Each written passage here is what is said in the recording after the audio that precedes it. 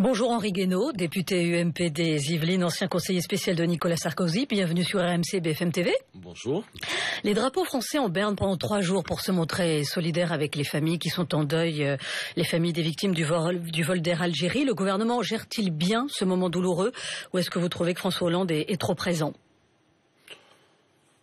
Non, c'est le rôle du président de la République de partager ce genre de douleur, même si on peut s'interroger sur les premières heures après l'annonce de la catastrophe, où je pense qu'on a laissé les familles un peu dans l'angoisse et où elles ont dû suivre l'actualité sur les chaînes d'information continue sans... Le président a quand même très vite pris les choses en main. D'ailleurs, il a été rapidement en première ligne. Les plus douloureuses ce sont les premières heures. Le président a fait quelques déclarations et pendant quelques heures, personne ne s'est vraiment occupé des familles. Alors, on n'était pas sûr des informations, bien sûr, mais quand même, je crois que c'est difficile pour des familles dans cette situation de n'avoir que la télévision pour essayer de comprendre ce qui se passe. Voilà. Mais à part ça, oui, parce que Nicolas Sarkozy n'en avait pas fait autant lors du crash du vol Rio-Paris en 2009. Donc on peut peut-être penser que François Hollande a trop scénarisé, trop pris les choses en main. Je ne parle pas simplement de François Hollande, je parle de l'appareil d'État. Je pense que à chaque crise, il faut tirer les leçons pour les crises suivantes, et en particulier dans le rapport que l'administration, l'État peut avoir avec les personnes et leur souffrance. Maintenant, pour le reste, moi, je n'ai pas de critique particulière à faire. Le président de la République fait ce qu'il doit faire. Il est assez normal, naturel que la nation s'associe à ce deuil qui touche beaucoup de familles. Et c'est toujours délicat de toute façon, comme politique à assumer et à gérer. Il n'y a jamais de bonne solution devant la souffrance. Restons sur la politique du gouvernement, les professions réglementées, avec une info que nous donne le journal Les Échos ce matin. Bercy préconise dans un rapport la fin du monopole des pharmaciens sur certains médicaments, comme le Doliprane ou le Spasfon. Alors, dans le viseur d'Arnaud Montebourg, maintenant, les pharmaciens, en plus des notaires et des avocats. Est-ce que ça vous paraît aller dans le bon sens, tout ça? Surtout qu'on parle de rendre du pouvoir d'achat aux ménages. Oui, je trouve que c'est une vieille lune. Déjà dans le rapport UFR en 62, on s'était attaqué aux professions réglementées. Je comprends bien la logique de la concurrence qui permet d'espérer de faire baisser les prix. Mais je crois que nous avons besoin de professions réglementées dans ce monde sauvage, dans la jungle de la mondialisation, des marchés, d'un libéralisme parfois outrancier. Nous avons besoin de ces professions réglementées qui offrent un certain nombre de garanties, d'assurance, à la fois de compétences, de rigueur, de contrôle. Donc il me paraît important que certaines actes soient accomplis par des notaires, comme il me paraît important que les médicaments soient vendus par des pharmaciens qui sont formés pour cela.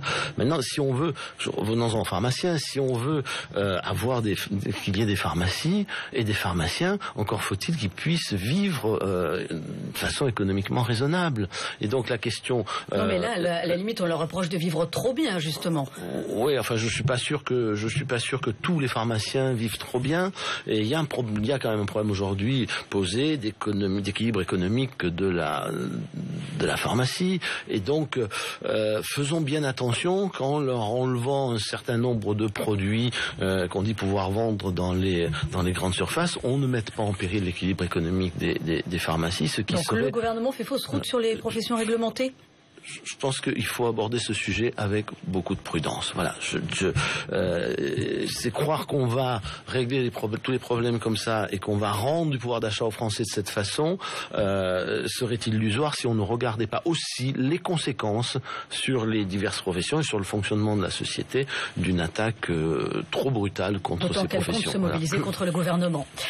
Les chrétiens d'Irak qui sont sommés de se convertir à l'islam ou de payer un impôt ou de fuir, ils étaient 1 million en Irak il y a 20 ans, ils sont 400 000 aujourd'hui. Hier soir, il y avait des parlementaires UMP devant Notre-Dame de Paris pour dénoncer le silence du gouvernement.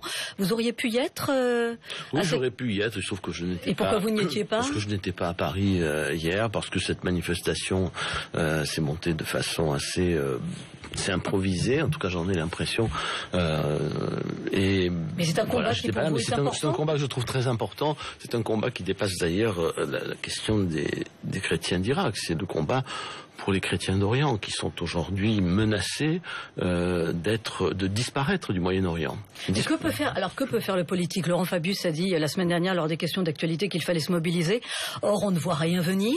Donc, que peut faire le politique? Le problème, c'est qu'on ne voit rien venir. Et je crois que la France a un rôle particulier à jouer dans ce domaine qui tient à la fois à sa vocation et à son histoire. L'histoire de la France dans cette région du monde et son histoire avec les chrétiens de cette région du monde est une vieille histoire qui donne à la France des responsabilités et des devoirs particuliers à mes yeux. Oui, mais qu'est-ce qu'elle peut faire, la France, là? Parce que... par exemple, le Conseil de sécurité intervient sur le conflit de Gaza. Il peut aussi intervenir sur le respect des croyances de chacun et en particulier la protection des populations. Taper du poing sur la table. Et s'il y a des motifs d'intervention et de pression forte à exercer, en voilà un. Voilà, en voilà un. Je trouve que ce qui se passe, c'est absolument tragique. On est en train de détruire tout cet héritage plusieurs fois millénaire des chrétiens d'Orient et on tue des gens, on torture des gens, on massacre des gens, on rackette des gens et on pousse les gens à s'en aller. Que sera le Moyen-Orient quand il aura perdu cette dimension essentielle de lui-même et de son identité qui en faisait au fond un lieu de fraternité et de grande diversité. Mais l'action du gouvernement, c'est une chose, mais vous, votre action de parlementaire, quelle pourrait-elle être? Le parlementaire, il ne peut qu'aiguillonner, il n'a pas le pouvoir exécutif. Oui, mais par exemple, sur la manif pour tous, vous êtes sacrément mobilisé. Oui, donc... mais il y avait un texte de loi. Oui. Pour lutter contre un texte de loi, c'est pas tout à fait la même chose. Les moyens sont pas les mêmes. Les armes dont dispose le gouvernement non plus. C'est vraiment une politique de l'exécutif. Tout ce qu'on peut, c'est éveiller les consciences, mais aussi d'ailleurs les consciences des chrétiens d'Orient, qui, s'ils veulent survivre, et je lance cet appel aussi en direction d'eux aujourd'hui. S'ils veulent survivre, il faut qu'ils s'unissent. Il faut qu'ils sachent parler d'une même voix, même s'ils sont divisés par des questions théologiques. Des questions nationales. Il faut qu'ils arrivent à s'unir et à parler d'une même voix pour peser dans le monde, pour faire le tour des chancelleries, pour faire pression sur l'ONU, de façon à ce que le monde prenne conscience de cet enjeu. Donc le pape François, qui peut monter au front justement un peu plus qu'il ne le fait. Le pape François, mais les autres aussi, parce qu'il y a des orthodoxes, des arméniens, il y a toutes sortes de chapelles dans les chrétiens d'Orient, avec des religions différentes, des rites différents. Au lieu d'être en rivalité permanente, le moment est venu pour eux de s'unir pour vivre, pour survivre. Est-ce qu'il n'y a pas un parallèle à faire entre une France qui manifeste pour les Palestiniens de Gaza et une France justement qui ne bouge pas pour les chrétiens d'Orient? Est-ce que ça vous choque? Ça me choque pas, ça me bouleverse. Je crois tout à fait normal que beaucoup de gens manifestent sur le problème de Gaza, qui est un problème terrible, qui est une tragédie, qui non seulement empoisonne la vie du Moyen-Orient, menace la paix, mais menace la paix dans le monde entier, et menace de dresser les civilisations, les religions partout, les unes contre les autres. Mais c'est un problème, encore une fois, un problème tragique où il ne faut pas chercher à imputer la responsabilité entière de cette question à l'une des parties ou à l'autre.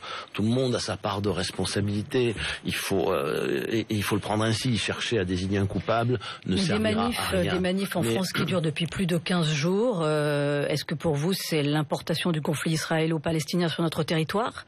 C'est pas les manifestations en elles-mêmes, c'est parfois le ton de certaines manifestations et les conséquences. On voit bien que ce conflit aujourd'hui contamine la société française. Il faut y faire très attention. Il faut éviter que les haines, les rancœurs, les vengeances, les affrontements qui ont lieu au Moyen-Orient ne se développent à leur tour au sein de notre propre territoire, en fonction de l'origine des uns et des autres. Les racines du mal, de ce feu qui couve, elles sont en France depuis longtemps. Est-ce qu'il y a un nouveau visage de l'antisémitisme pour vous? Oui, il y a une montée de l'antisémitisme en France. Il faut hélas le constater et s'en inquiéter beaucoup. Il y a une libération là pour le coup de la parole antisémite et de la pensée antisémite. Je crois qu'après l'expérience de la Seconde Guerre mondiale, il y a eu un long temps de tabous sur ces questions-là. Ces tabous aujourd'hui sont brisés. Or, il n'est pas toujours bon de briser les tabous. Là, on se retrouve dans une situation qui est, il faut le reconnaître, assez inquiétante. Stéphane Le Foll, le porte-parole du gouvernement, juge déplorable la présence du NPA dans les manifs pro-Gaza. Vous trouvez que c'est la place justement d'un parti politique comme le NPA? Le problème, c'est que la manif était interdite. Bon. Sinon, j'ai vu des députés socialistes, et après tout, ils avaient bien le droit à manifester pour Israël. On en verra d'autres, pour vous êtes pour l'interdiction de certaines manifestations? Ça ne peut se faire qu'au cas par cas, mais oui, il est nécessaire, de temps en temps, rarement, dans des cas exceptionnels, d'interdire certaines manifestations qui, par leur nature même, par la nature de ceux qui les organisent, sont contraires à la loi. Voilà, la manifestation, elle doit offrir un certain nombre de garanties, notamment du point de vue de ses organisateurs et de son organisation. Donc ça, c'est le jugement du ministre de l'Intérieur. Il ne faut pas en faire une arme contre la liberté d'expression et contre la démocratie. Il faut l'utiliser avec retenue, ce pouvoir d'interdiction, mais c'est de la responsabilité du ministre de l'Intérieur et de ses services de juger si à certains moments, dans certains cas, il y a des risques tels que le gouvernement ne veut pas les prendre, des risques avec l'ordre public, des risques avec la cohésion nationale, des risques de violence et de dérapage. Hein, donc moi je n'ai pas de critique à faire particulière sur ces interdictions. Je pense que le gouvernement a fait ce qu'il devait faire. Le gouvernement justement et sa politique quant au conflit israélo-palestinien, est-ce qu'elle vous paraît cohérente? Est-ce que vous avez jugé que François Hollande était maladroit au départ en pesant visiblement un peu plus du côté israélien que palestinien? Je crois qu'il a été, oui, il a été maladroit, mais surtout dans ce domaine comme dans tous les autres, on a du mal à percevoir une ligne claire.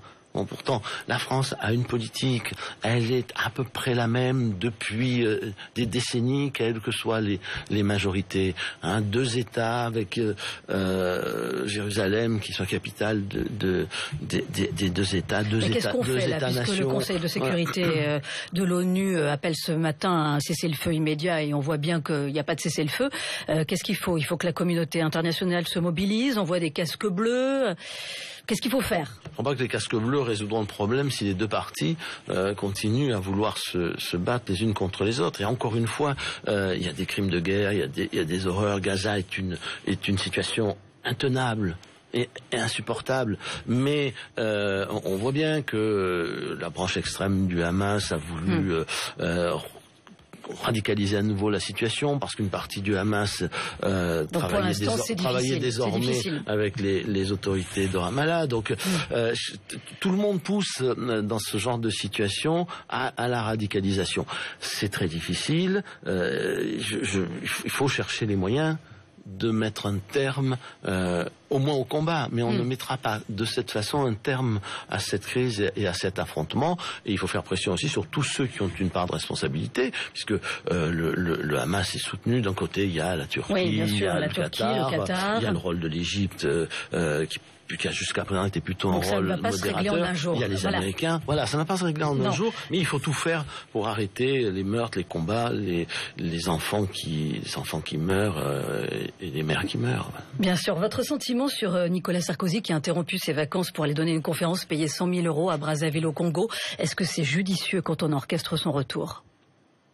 Pour l'instant, il n'est pas de retour et il continue ses activités. Ses activités, elles sont légales, elles n'ont rien de scandaleux. Il n'y a pas de retour annoncé, mais il y a un retour quand même prévisible. Dans le Figaro révèle ce matin que l'ancien président non seulement aurait envie de revenir, mais aurait envie de garder ses bureaux parisiens et de donner des conférences toujours tout en prenant la tête de l'UMP à l'automne prochain. Est-ce que ça aussi, ça vous paraît judicieux, à droit? Je ne sais pas si c'est à droit. D'abord, moi, je considère que avoir des activités légales consiste à donner des conférences, n'a rien de scandaleux en soi. Voilà. Et même si elles sont très bien rémunérées, je pense qu'il faut que... Non, mais est-ce qu'il n'y a pas un mélange des genres quand maintenant, ça, c'est pas un mélange en filigrane, on envoie aux Français le message « je reviens ». Ça, c'est pas un mélange des genres. Ça, c'est la vie, c'est sa vie privée. Il l'organise comme il entend, dès lors que tout est déclaré, que la loi n'est pas violée. Il faut que nous arrêtions avec les procès d'intention, la suspicion, la jalousie. Je crois que ça ne mène nulle part. Alors, maintenant, s'il revient... aura-t-il le temps d'aller faire des conférences? Il pourra peut-être en faire une de par an, mais je ne peux pas en faire beaucoup. Et une chose est certaine, il ne pourra pas en même temps jouer le rôle de l'ancien président avec tout ce que ça représente de rôle symbolique et le rôle de chef de parti. De toute façon, vous ne lui conseillez pas fondamentalement de prendre la tête de l'UMP. Moi, j'ai dit que je n'étais pas favorable à cette idée, justement parce qu'il est un ancien président de la République, et quand un ancien président de la République revient, il vaut mieux qu'il revienne en s'adressant directement au peuple. Maintenant, c'est lui qui décidera, et moi, je le soutiendrai évidemment s'il décide de reprendre l'UMP, mais ça sera une tâche extrêmement difficile, où il prendra pour lui-même et pour l'opposition un grand risque, tellement la situation est compliquée, tellement la situation de chef de parti aujourd'hui est peu compatible avec, je trouve, avec la situation de candidat à l'élection présidentielle. C'est pas gagné. Ce serait c'était gagné. Regardez ce qui s'est passé en 3 ans, depuis 2011 jusqu'à maintenant. Imaginez donc qu'il peut se passer autant de choses entre maintenant et les élections présidentielles. Donc ça n'est jamais gagné. Donc. Merci. Merci beaucoup, Oregano. De toute façon. Merci.